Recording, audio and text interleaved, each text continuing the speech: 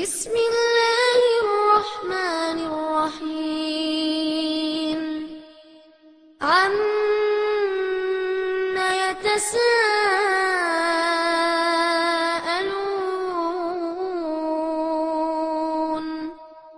عن النبأ العظيم الذي هم فيه مختلفون كلا سيعلمون ثم كلا سيعلمون ألم نجعل الأرض مهادا والجبال أوتادا وخلقناكم أزواجا. அஸ்ஸலாமு அலைக்கும் வரஹ்மத்துல்லாஹி வபரகாத்துஹு. அன்பிற்குரிய சகோதர சகோதரிகளே, வாரந்தோறும் புதன்கிழமையில் நடைபெறுகிற இந்த வார கேள்விகள் நிகழ்ச்சியின் வழியாக மீண்டும் உங்களை சந்திப்பதில் மகிழ்ச்சி அடைகிறோம். இன்றைய தினம் யார் என்ன கேள்விகளை கேட்கிறார்கள் என்பதை நாம் பார்க்கலாம். அஸ்ஸலாமு அலைக்கும். நான் விருதுநகர் மாவட்டம் ஆவடியாபுரத்திலிருந்து காஜா மைதீன் பேசுறேன். காஜா மைதீன். சொல்லுங்க காஜா மைதீன் பாய். அதாவது இந்த தொழுகையில வந்து தக்பீர் அல்லாஹ் அக்பர்னு கட்டிட்டு சரி, அதுக்கு அடுத்து இந்த சுபஹானக அல்லாஹும்ம வ பிஹம்திக தபாரக ஸ்முக சொல்லணுமா இல்ல அவுது பில்லாஹி மினஷ் ஷைத்தானிர் ரஜீம் பிஸ்மில்லாஹிர் ரஹ்மானிர் சொல்லி அது தொழுகை போயிடலாமா? இல்லைங்க, நீங்க சொல்லக்கூடிய சுப்ஹானக்கல்லாஹும்ம சொல்லக்கூடாது. சரி, வேற ஒரு துவா, ரெண்டு துவாவை ரசூலுல்லாஹ் சொல்லி தந்திருக்கிறாங்க. அப்படியா? ஒன்னு என்னன்னு கேட்டா அல்லாஹும்ம பாயிது பைனி அப்படின்னு ஆரம்பிக்கக்கூடிய ஒரு பிரார்த்தனை. அந்த துவா நீங்க தொழுகை புத்தகங்களை எடுத்து பாத்தீங்கன்னா தெரியும். அந்த துவா மனப்பாடம் பண்ணிக்கங்க. ஹனஃபி தொழுகை, ஹனஃபி தொழுகை ஷாஃபின்னு போட்டிருப்பாங்க. நீங்க அந்த புத்தகத்தை பார்க்காதீங்க. ஏன்னு கேட்டா அதெல்லாம் ரசூலுல்லாஹ் சொன்ன அடிப்படையில் அமைந்த புத்தகங்கள் இல்லை. நபி வழியில் தொழுகை சட்டங்கள்னு சொல்லிட்டு சகோதரர் எம்ஐ சுலைமான் எழுதின புத்தகம் ஒன்று இருக்குது. அந்த புத்தகம் எங்க? விருதுநகர்ல அங்க இருக்கக்கூடிய நம்முடைய ஜமாத்துடைய கிளைகள்ல போய் பாத்தீங்கன்னா அங்க உங்களுக்கு இந்த புத்தகம் இருக்கும். அதுல இருந்து அந்த துவாவை நீங்க தெரிஞ்சுக்கலாம். போகும்போது அஜருக்கு வந்து தட்டு கட்ட உடனே சிவாங்கனுக்கு அல்லாம போய் அப்படின்றத பத்து ஓடிட்டு அதுக்கு அல்லாம தள்ளி இந்த சொல்றாரு. சரி, அதுக்கடுத்து வந்து பகீரனா கபீரனா அப்படின்னு இதை சொல்றாரு. சரி, அதுக்கடுத்து வந்து ரப்பனா ஆத்தினான்னு சொல்லிட்டு இதெல்லாம் கொடுத்துருவாரு. இது வந்து இதுதான் சொல்லணுமா இல்ல வேற ஏதாச்சும் இருக்குதா? ஜனாசா தொழுகையை பொறுத்த வரைக்கும் 4 தக்பீர்கள்ல முதல்ல வந்து அவர் சொல்ற மாதிரி அந்த அது ஓதக்கூடாது. நான் ஆரம்பத்திலே சொல்லிட்டேன். அது சுப்ஹானக்கல்லாஹும்ம எதுலையும் ஓதக்கூடாது. இதுல என்ன செய்யணும்னு கேட்டா ஜனாசா தொழுகையில அல்ஹம்து சூரா ஓதணும், துணை சூரா ஓதணும், அடுத்த தக்பீர்ல ஸலவாத் ஓதணும். அல்லாஹும்ம ஸல்லி அலா முஹம்மதின் வ அலா ஆலி முஹம்மதின் ஓதுறோம் இல்லையா, அந்த ஸலவாத்தை ஓதணும். அதற்கு பிறகு உண்டான தக்பீர்கள்ல துஆ ஓதணும். துஆ என்று சொன்னால் அந்த ஜனாசா தொழுகையில் ஓத வேண்டிய துஆ என்று ரசூலுல்லாஹ் சில துஆக்களை சொல்லி தந்திருக்கிறாங்க. அந்த துஆக்கள் அந்த இறந்தவங்களுக்காக வேண்டி கேட்கிற துஆ அது. அரபி ரசூலுல்லாஹ் கற்றுத்தந்த துஆவை அதே வார்த்தைகள்ல தான் நாம சொல்லணும். அதுக்கு பிறகு அதை ஓதிய பிறகு நாம எக்ஸ்ட்ராவா ஓதக்கூடிய துஆக்களை எல்லாம் இந்த ஜனாசாவுடைய பாவங்களை மன்னிச்சிருன்னு நம்ம மொழியில கேட்டுக்கலாம். அந்த மாதிரி அந்த துஆவோட சலாம் கொடுத்துட வேண்டியதுதான்.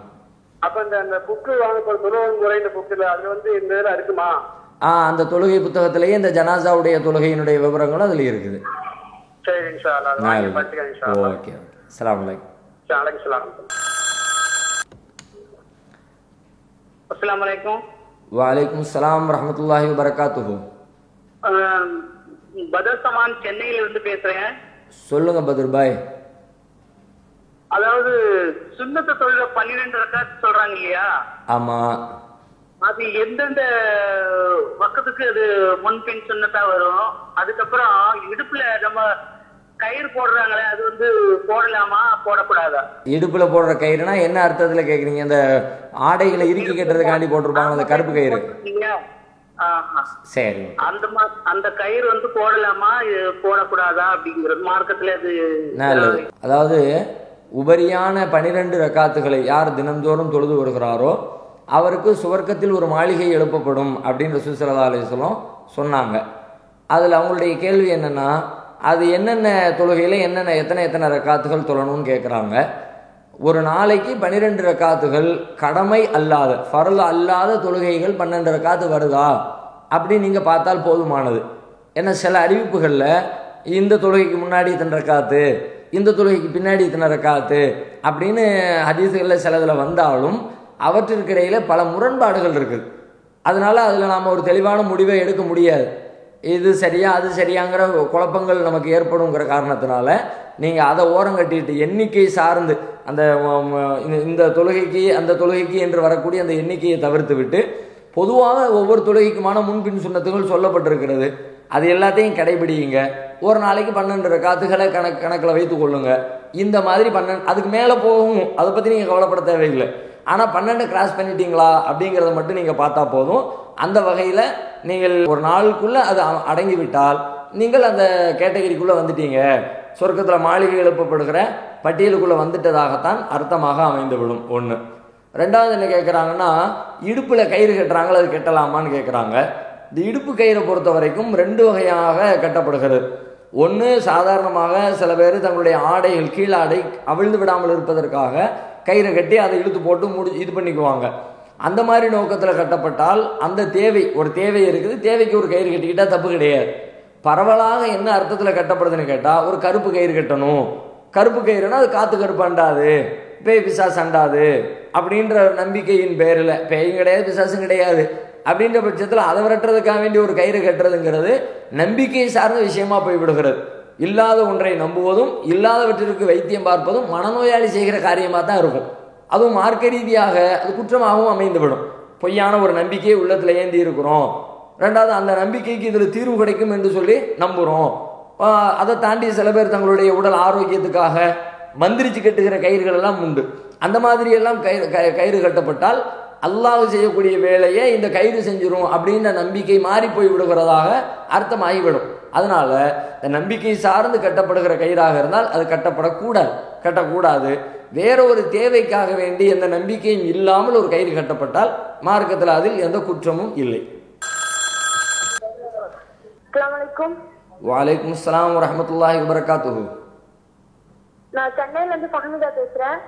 கேள்வி வந்து 24வது அத்தியாயத்துல 26வது வசனத்துல அல்லாஹ் வந்து கெட்ட பெண்கள் கெட்ட ஆண்களுக்கும், கெட்ட ஆண்கள் கெட்ட பெண்களுக்கும், நல்ல பெண்கள் நல்ல ஆண்களுக்கும் சொல்றான்ல. ஆமா.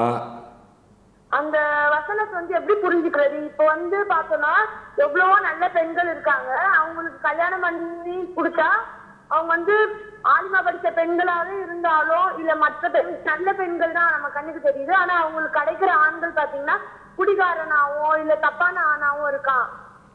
அந்த மாதிரி நிறைய ஆண்கள் பாத்தீங்கன்னா நல்ல ஆண்களா இருக்காங்க. ஆனா அவங்களுடைய பெண்கள் பாத்தீங்கன்னா இப்ப கள்ளக்காதல் வச்சுட்டு இது மாதிரி தப்பான பெண்களா இருக்காங்க. அப்போ அல்லாஹ் வந்து தன்னுடைய வாக்குறுதிக்கு ஒருபோதும் மாறு செய்ய மாட்டான். அப்போ இந்த வசனத்தை நம்ம எப்படி புரிஞ்சுக்கிறது? அதாவது குர்ஆன்ல அல்லாஹ் வந்து அல் ஹபீசாத்து லில் ஹபீசீன வல் ஹபீசூன லில் ஹபீசாத் வத்தய்யிபாத்து லித்தய்யிபீன வத்தய்யிபூன லித்தய்யிபாத் அப்படின்னு அல்லாஹ் சொல்கிறான். இது என்ன அர்த்தம் அப்படின்னு கேட்டால், நல்ல ஆண்கள் நல்ல பெண்களுக்கும் கெட்ட ஆண்கள் கெட்ட பெண்களுக்கும் உரியவர்கள் அப்படிங்கிற கருத்தை, ஆம்பளை பொம்பளை 2 பேருமே இவங்க நல்லவங்களாக இருந்தால் அவங்களும் நல்லவங்களாக இருப்பாங்க அப்படிங்கிற கருத்துப்பட இந்த வசனம் வருகிறது. இப்போ என்ன கேட்குறாங்கன்னா, எத்தனையோ நல்ல பெண்களுக்கு கெட்ட ஆண்கள் அமைகிறத பார்க்குறோமே, கெட்ட ஆண்களுக்கு நல்ல பெண்கள் அமைகிறத பார்க்குறோமே அப்படிங்கிறாங்க. இந்த நல்லது கெட்டதை பொறுத்த வரைக்கும் இதில் 2 விஷயத்தை நாம் பார்க்கணும். ஒன்று என்னென்னு கேட்டால், உலகத்தில் எல்லாருமே தவறு செய்யக்கூடியவங்க தான். ஒவ்வொரு தவறையும் வச்சு தானே இவர் தவறு செய்கிறதுனால இவர் நல்லவர் இல்லை, இவர் தவறு செய்யாதனால இவர் நல்லவர், அப்படித்தானே நம்ம பிரிப்போம்.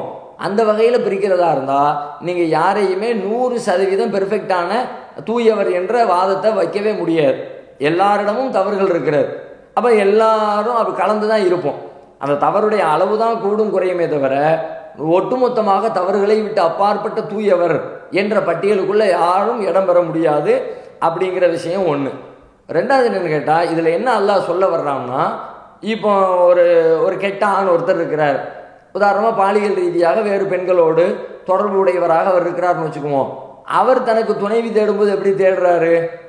எந்த விதமான அப்பளுக்கு இந்த விஷயத்தில் அப்பளுக்கு இல்லாத ஒரு பெண்ணாக தன்னுடைய மனைவி இருக்கணும் அப்படின்னு ஆசைப்படுறார். அதுபோல் ஒரு பெண் இருக்கிறா, அந்த பெண்ணு தப்பு செஞ்சவளாக அல்லது தப்பு செய்யக்கூடியவளாக இருந்தாலும் கூட தன்னுடைய கணவன் தப்பு செஞ்சிடக்கூடாது, தனக்கு மட்டுமே உரியவனாக இருக்கணும் அப்படின்னு ஒரு பெண் விரும்புகிறார். இப்போ இந்த நேரத்தில் தான் இந்த ஆணுக்கும் இந்த பெண்ணுக்கும் அறிவுரை சொல்லுகிற வகையில் அல்லாஹ் சொல்கிறான், நீ ஒரு நல்ல பெண்ணை எதிர்பார்க்குறன்னா நீ நல்லவனாயிரு, அதானப்பா பொருத்தமாக இருக்கும். நல்லவனுக்கு நல்லவன் தானே பொருத்தம். நீ அயோக்கியனாக இருந்து கொண்டு உன் மனைவி மட்டும் யோக்கியனாக இருக்கணும் என்று எதிர்பார்ப்பது எந்த வகையில் நியாயம்? அப்படிங்கிற அந்த சிந்தனையை உண்டாக்கி அனைவரையும் நல்லவர்களாக தங்களை மாற்றிக்கொள்ள வேண்டும் என்பதற்காக வேண்டி சொல்லப்படுகிற செய்தியாக அந்த வசனத்தை நாம் புரிந்து கொள்ள வேண்டும். அஸ்ஸலாமு அலைக்கும். அலைக்கும் பாய். நான் திருப்பூர் மாவட்டம் அனுப்பு காஜாமணி பேசுறேன் பாய். சொல்லுங்க காஜா பாய். இது இந்த அக்குப்பஞ்சர் மருத்துவர் ஒருத்தர் பாய், நோய்க்கு வந்து நிவாரணம் வந்து பிரார்த்தனை தான், ரசூலா காலத்துல மருந்து மாற்றலாம் கிடையாது அப்படிங்கிறாரு. சரி. அப்ப இன்னொன்னு திருப்பூர்ல பாத்தீங்கன்னா நமக்கு வீடு வாடகை கிடைக்க மாட்டேங்குது. இந்த வக்ஃபு சொத்து எல்லாம் நிறைய இருக்குனால அதுல வீடு கட்டி வாடகை விடலாம்ல பாய்? வக்ஃபு சொத்து இல்லை. சரி. அதாவது ஒரு அக்குப்பஞ்சர் மருத்துவர் ஒருத்தர் சொன்னாராம், நோய்களுக்கு எல்லாவற்றுக்கும் தீர்வு துவா மட்டும்தான், ரசூலா காலத்தில் மருத்துவம்லாம் கிடையாது, மருந்து பொருட்கள்லாம் கிடையாதுன்னு சொல்கிறாரு அப்படிங்கிறாங்க. இது அறியாமையினால் சொல்கிறார், ரசூல்லாவை பற்றி தெரியாததுனால அவங்க சொன்ன போதனைகளை சரியாக தெரிந்து கொள்ளாத காரணத்தினால் சொல்லப்படுகிற கூற்று. நபிகளாருடைய காலத்திலும் மருத்துவம் இருந்தது, அந்த காலத்தில் உள்ள மருத்துவத்தை ரசூலுல்லாவும் செஞ்சாங்க. உதாரணமாக ரசூல் ஸல்லல்லாஹு அலைஹி வஸல்லம் அவங்களுக்கு உஹது போர்க்களத்தில் பல் உடைக்கப்பட்ட நேரத்தில் அப்போ மருத்துவம் செஞ்சு தான் அந்த ரத்தத்தை கட்டுப்படுத்தினாங்க. பல் உடஞ்சி ரத்தம் வெளியே ஓடிக்கிட்டே இருக்கும் பொழுது பேரித்தமர நாரை எடுத்து, காய்ந்த ஓலை இருக்கும்ல, அந்த ஓலையை எடுத்து அதை நெருப்பில் சுட்டு சாம்பலாக்கி அந்த சாம்பலை கொண்டு அந்த இடத்துல வச்சு அந்த ரத்த ஓட்டத்தை கட்டுப்படுத்தினாங்கன்னு ஹதீஸில் பார்க்குறோம். இது மருத்துவம் தானே. இந்த மாதிரி மருத்துவங்கள் ரசூல் ஸல்லல்லாஹு அலைஹி வஸல்லம் காலத்தில் இருந்திருக்கிறது இல்லை என்று சொல்வது தவறு. ஒன்று. ரெண்டாவது, நேரடியாகவே ரசூலுல்லாஹ் சொல்கிறாங்க, நீங்கள் மருத்துவம் செய்யுங்கள், ஒவ்வொரு நோய்க்கும் மருந்து இருக்கிறது, மருந்து இல்லாமல் அல்லாஹ் எந்த நோயும் உலகத்தில் கொடுக்கல அப்படின்ட்டாங்க ரசூலுல்லாஹ். அதனால் மருத்துவம் செய்வது நபிகளாருடைய வழிமுறை தான். துஆ செய்வது அதுவும் உள்ளது தான். அல்லாஹ் மேலே நம்பிக்கை வைக்கணும். என்னதான் மருத்துவம் செஞ்சாலும் குணமாக்குறவன் அல்லாஹ் தான் அப்படின்னு நல்ல மருத்துவத்தை செஞ்சுவிட்டு அல்லாஹ் மேலேயும் நம்பிக்கை வைங்க, அல்லாஹ்ட்ட துஆ செய்யுங்க. அல்லாஹ் இடத்துல ரசூல் ஸல்லல்லாஹு அலைஹி வஸல்லம் துஆவையும் கற்றுத்தர்றாங்க. அல்லாஹும்ம அதீபில் பஸ் ரப்பன்னாஸ் வஷ்ஃபி அந்த ஷாஃபி லா ஷிஃபா இல்லா ஷிஃபாவுக்க ஷிஃபா அல்லா யுகாதிரு சகமா. நோயாளிகளை சந்திக்க போகிற நேரத்துல எல்லாம் ரசூல் ஸல்லல்லாஹு அலைஹி வஸல்லம் இந்த துஆவை செஞ்சுருக்கிறாங்க. நோய்களை நீக்குகிறவனே இறைவா, நீ நிவாரணம் கொடு, உன்னுடைய நிவாரணத்தை தவிர வேறு நிவாரணம் இல்லை, எனவே இதை பூரணமாக குணமளித்து சுகம் கொடுத்து விடு அப்படின்னு அல்லாஹ்விடத்திலே துஆ செஞ்சுருக்கிறாங்க. அதனால் துஆவும் செய்யணும், மருத்துவமும் செய்யணும். இது மார்க்கத்தில் உள்ள அம்சங்கள் தான் என்பதை புரிந்து கொள்ளணும். வெறும் நம்பிக்கையை மட்டும் மார்க்கம் சொல்லலை. நமக்கு சொல்லப்பட்டிருக்கிற நம்பிக்கை எப்படின்னு கேட்டால் காரணகாரியத்தோடு கூடிய நம்பிக்கை. எனக்கு பசி தீர வேண்டும், எப்படி தீரணும்? அதை உழைச்சி உணவு உண்டாக்கி அந்த சாப்பாடை உண்டு அதன் வழியாக பசி தீர முயற்சி எடுக்கணும். அல்லாஹ் அந்த பசியை நீக்கி வைப்பான் அப்படி நம்பணும். அல்லாஹ் வெறுமனை பசியை நீக்கிடுவான்னு மொட்டையாக நம்பிட்டு உட்காந்துக்கிட்டு இருக்க சொல்லலை. அல்லாஹ் நீக்குன்னு கேட்டுட்டு சேர் மேலே உட்காந்துருக்கிறது இல்லை. நீக்குவதற்குரிய வேலைகளை நாம் செய்யணும், அதுக்கான உதவி அல்லாஹ்விடமிருந்து வரும் அப்படின்னு நம்பணும். அந்த வகையில் நோய் நீக்குகிற மருத்துவத்தை நாம் செய்யணும், அல்லாஹ்விடத்தில் கோரிக்கையை போட்டு அந்த நிவாரணத்தை நாம் பெற்றுக்கொள்ள வேண்டும். இதுதான் ரசூல் ஸல்லல்லாஹு அலைஹி வஸல்லம் அவர்கள் நமக்கு காட்டி தந்திருக்கிற வழிமுறை. இதற்கு நிறைய சான்றுகளும் ஆதாரங்களும் இருக்கின்றன. ஒன்று. ரெண்டாவது என்ன கேட்குறாங்கன்னா, வக்ஃபுடைய நிலங்கள், எங்களுக்கு வீடு இல்லை, வக்ஃபு லேண்டு நிறைய இருக்கிறது, ஏழை எளிய மக்களுக்கு இந்த மாதிரி வீடு கட்டி கொடுக்கலாம் தானே? தாராளமாக கொடுக்கலாம். அந்த மாதிரியான நல்ல பணிகளுக்காகத்தானே முன்னோர்கள் கொடுத்துருக்குறாங்க. அனைவரும் பயன்படுத்துவது போக, பொதுவான தேவைகளுக்கு போக மிச்சமாக பகுதிகள் இருக்குமானால் இல்லாத மக்களுக்கு பங்கு வச்சு கொடுத்து அதில் தங்கிக்குங்க, வீடு கட்டி குடியிருந்துக்குங்க என்று சொல்ல வேண்டும். அதற்காகத்தான் இந்த சொத்துக்கள் எல்லாம் நம்முடைய முன்னோர்களால் தானம் செய்யப்பட்டிருக்கிறது.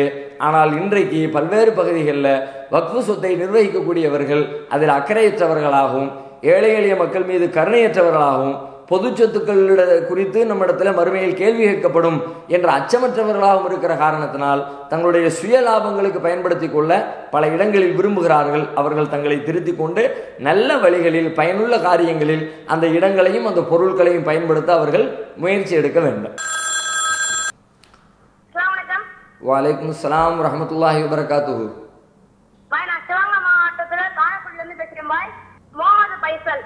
ஃபைசல் சொல்லுங்க, உங்க கேள்வி என்ன? இப்ப மாசத்துல வந்து சுண்டி விளையாடக்கூடாதுன்னு சொல்றாங்க.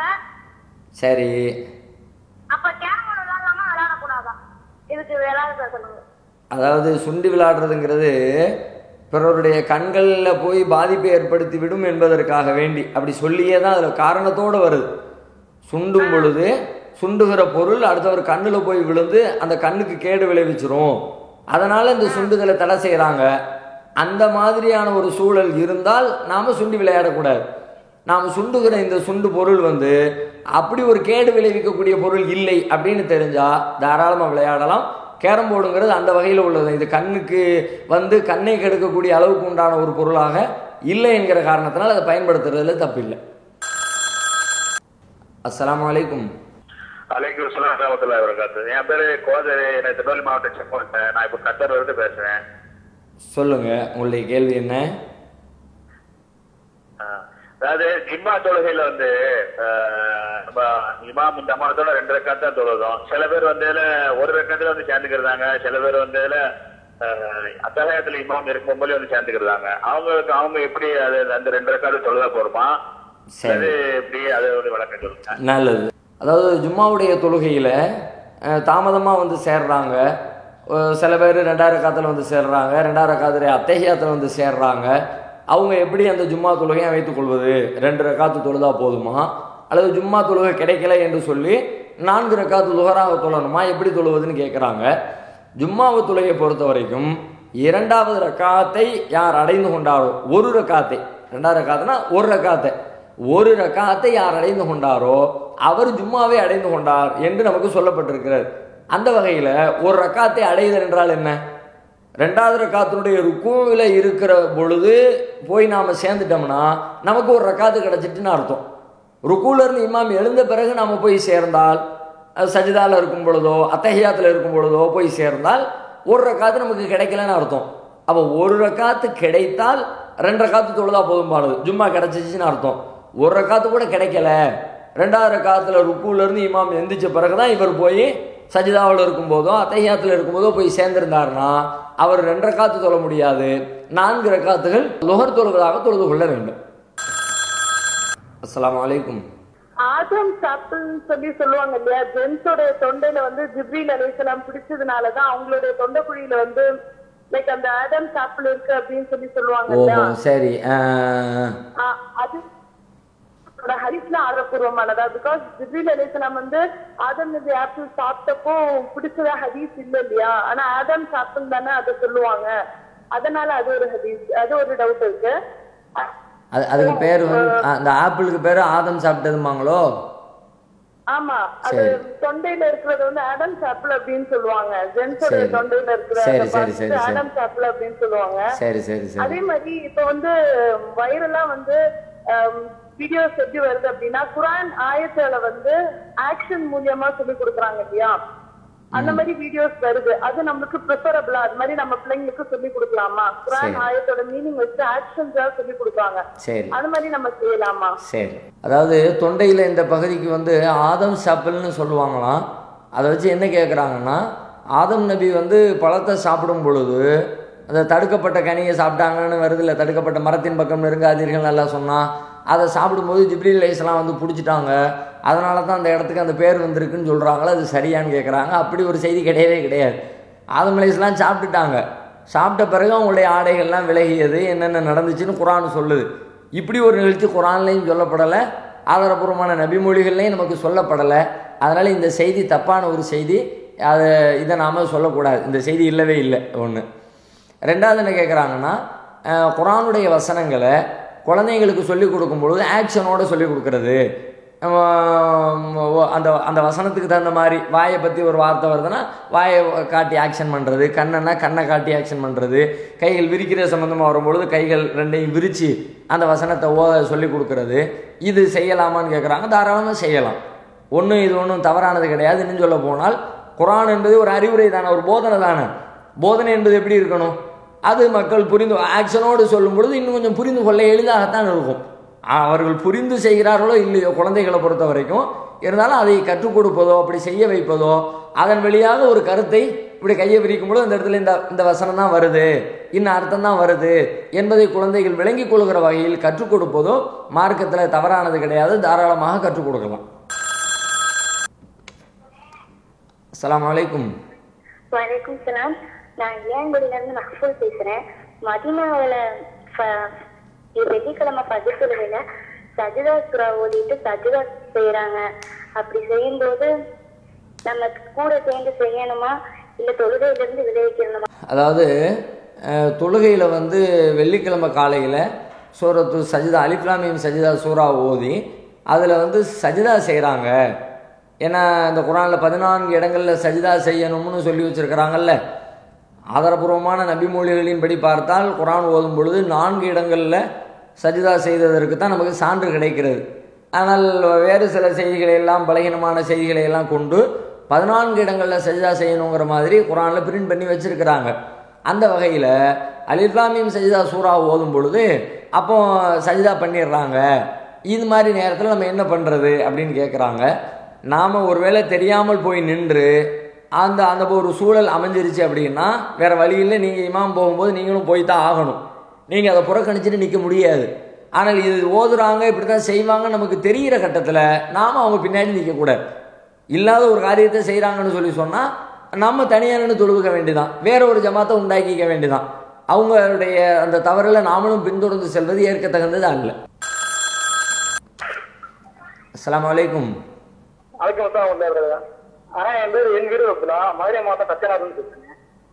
சொல்லுங்க உங்க கேள்வி என்ன?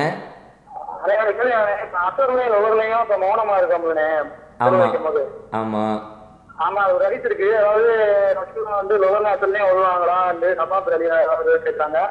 அதுக்கு அவங்க சொல்றாங்க ஆமா அவங்க தாடி அசிங்கம் பாக்குறா பண்றாங்க. இன்னொரு விஷயம் என்ன ஆகுதுனாக்கா நபிநாயகம் லோகர் தொழுகையின் முதல் 2 ரக்காத்துல அல்ஹம்து அத்தியாயம் துணை அத்தியாயங்கள் 2 வருவாங்க. பின்னாடி 2 ரக்காத்துல அல்ஹம்து அத்தியாயம் வருவார்கள்.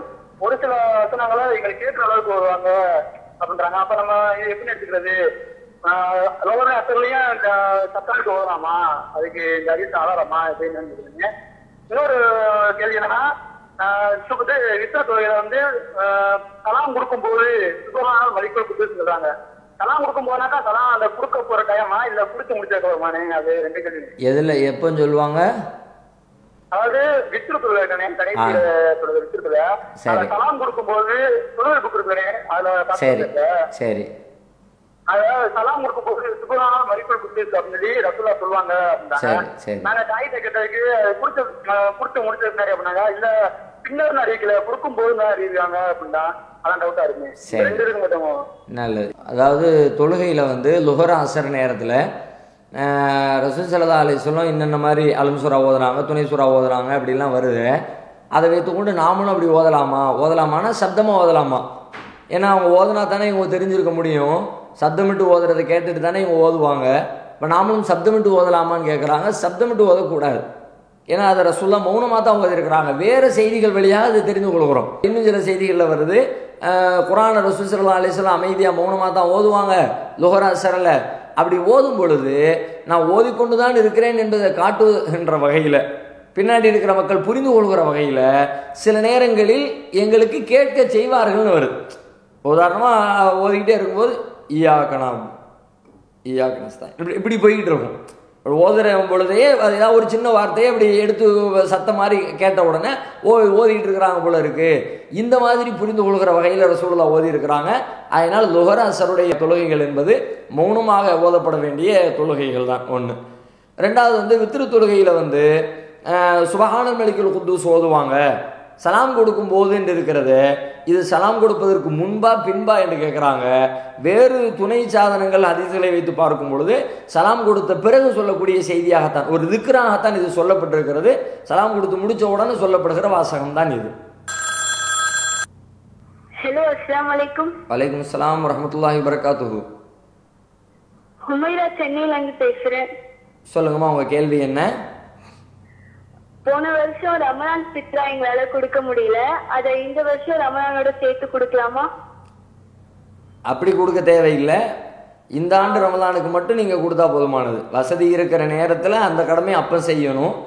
ஏன்னா ஃபித்ரா என்பது பெருநாள் தொழுகைக்கு பிறகு கிடையாதுன்றாங்க ரசூல்லா.